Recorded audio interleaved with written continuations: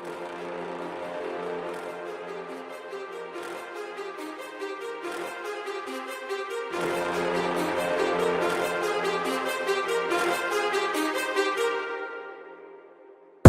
many thoughts on my mind, I can't sleep at night, so I just keep writing. I don't need no help, I don't need opinions, so don't waste my time then. I just been living online, my city don't show me no love. Welcome back to Tiger Stadium at Bentonville High School for week 3 of Inside Tiger Athletics. I'm your host, Lydia Fielder. Last week, after trailing 21-0 in the first quarter against Bixby, Tiger football rallied to score 5 unanswered touchdowns in the second half to win 47-28 against the Spartans in pretty convincing fashion. Here's Coach Grant with an insight on the bounce-back victory in Oklahoma. All right, for those of you that were unable to attend or watch the game at Bixby last Friday night, very exciting game. A lot of emotion played a part of this game. Early on, our kids did not play well, and we got down 21-0. They reacted pretty quick and started making some plays and doing some things as sophomore Preston Crawford returned a kickoff 96 yards for a touchdown, which kind of gave our kids a little excitement. Felt like they were back in the game a little bit. We were able to go down and score again to kind of soften the blow a little bit and change the swing of the game. But then Bixby turns around and does the same and goes down and scores with less than 2 minutes left. So throughout this first half, we've had a lot of emotional ups and downs, and what a great atmosphere and environment it was there in Bixby. So we go into halftime down 28-13. At halftime, we had an opportunity to visit with our staff and our players and kind of make a decision of what we wanted to be in the second half. At this point, we're down 2 scores against a really quality football team, so we just challenged our kids. You know, an example of that is defensively, Bixby was 8 for 11 on third downs, and one of our emphasis this year is to get off the grass in third down, so we challenged our kids to that. So we know we're getting the ball coming out of half. We get the football, our offense goes down and scores pretty quickly, moving the ball well, very successfully, and then our defense comes out and gets a 3 and out, and then blocks a punt that results in a touchdown. So quickly, we've put 14 points on the board in probably under 3 minutes. So now all of a sudden we're back in this football game. We get the ball, our defense goes obviously back on the field, and in a span of the third quarter, Angel Guerrero gets 3 sacks, which is a very impressive feat. Our defense as a whole in the second half there's 0 for 8 on third down conversions, which is huge.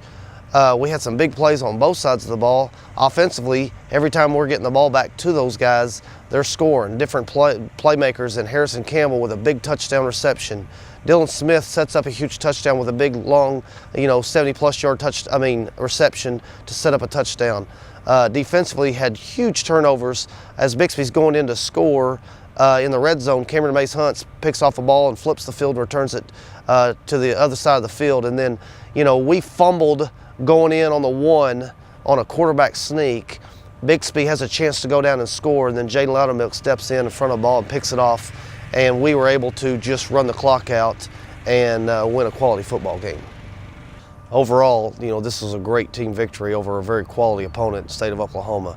One young man that really came of age and stepped up in times that we needed was our quarterback, Nathan Lyons, wearing a new number, and number 20 Friday night. Ultimately his stats were very impressive. He was 14 for 15, threw for over 300 yards and 3 touchdowns, also threw for a 2-point conversion.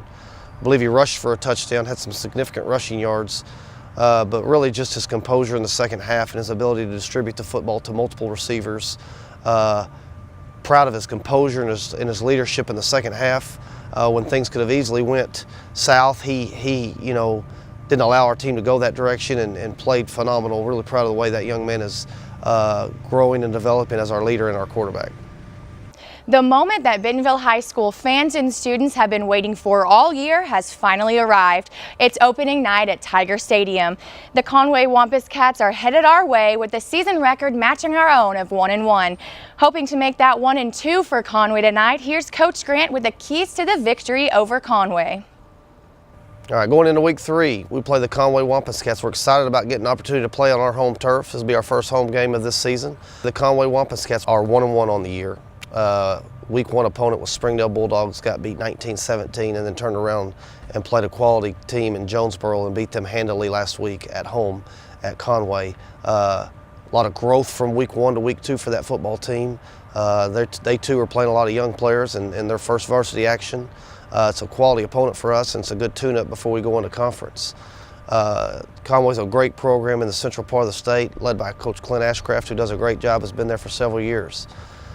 Offensively, Conway's very talented. They kind of play to a 2-quarterback system. They have a guy who is going to operate their offense and do a lot of good things and throws the ball well, and then they have a very athletic kid that comes in and can still throw the ball, but he's a very dangerous running the football. And our staff's been very impressed with their running back and how he runs the ball and things he does. Their offensive line is very big and does some good things. And then obviously they have some very dangerous receivers that our kids are going to have to be aware of and understand what's going on with their schemes offensively. You know, defensively, they're a team that is athletic and flies the football and tackles well on the back end. So, you know, we're going to have to protect our quarterback and give him an opportunity to do some things, and we've got to be able to line up and run the football on these guys. Our game this Friday night will be live streamed, but since it's our first home game, I'd love to see you here live in our bleachers supporting our kids in this big game. The game kicks off at 7 o'clock. We'll see you there. Although it's opening night here at Tiger Stadium, that's not the only reason this week is important to Bentonville High School coaching staff. September 11th, 2001 is a day that will never be forgotten in this great country. Though the attacks happened in New York, Pennsylvania, and Virginia, for some here at BHS, they hit close to home. You may know his name. Now take a look at the story behind Bentonville's own volunteer coach, LaRocco.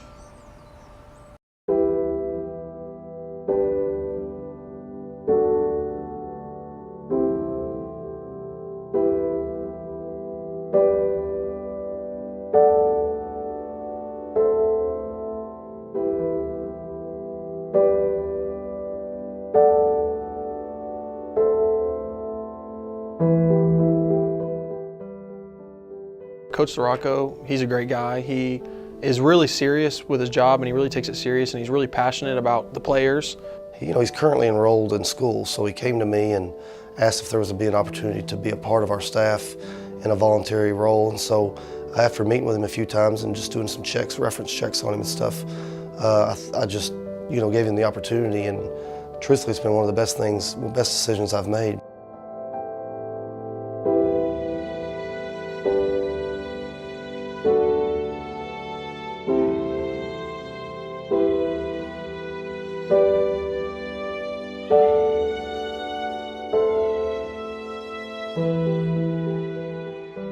At that time, I just wanted to help. I was in Tikrit, Iraq, Mahmadiyya, Iraq, and Wardak, Providence in Afghanistan. We saw some good things and we saw some bad things. And I was back here about 45 days after leaving Afghanistan. Knowing that you're done, you got to hang it up and turn it off, and that's the hard part. Anybody that's you know, fought in the war and been a part of a military branch understands discipline and understands respect and understands how to treat, you know, a teammate. And I think he's passing that on to some of our kids. They see his work ethic and what he does. The brotherhood between football and military is basically kind of the same. The bond that I have with my platoon when I was deployed can't be replaced. And that's kind of the same here. You get to watch these kids grow up, develop into young men, athletes, and then you can also see their brotherhood with each other. He loves the game, and he wants to influence people through this game, and he just kind of like, you can see like the love of football like through him when he's on the field and how he coaches everybody else. This job is perfect for me. I love coaching, and I don't ever want to give it up.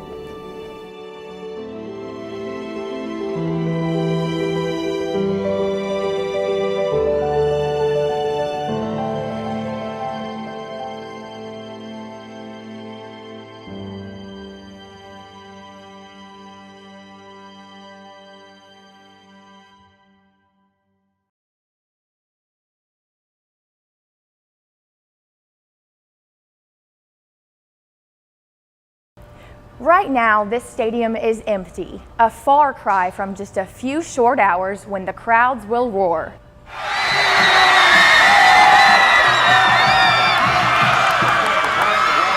When baby powder will fill the air.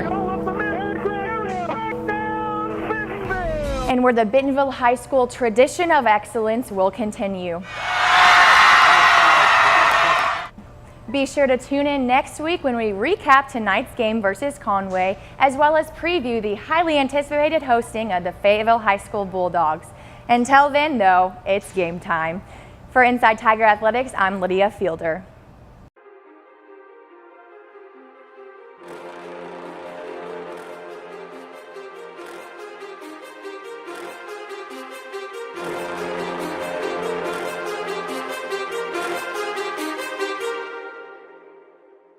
Too many thoughts on my mind, I can't sleep at night, so I just keep writing. I don't need no help, I don't need opinions, so don't waste my time then. I just been living online, my city don't show me no love.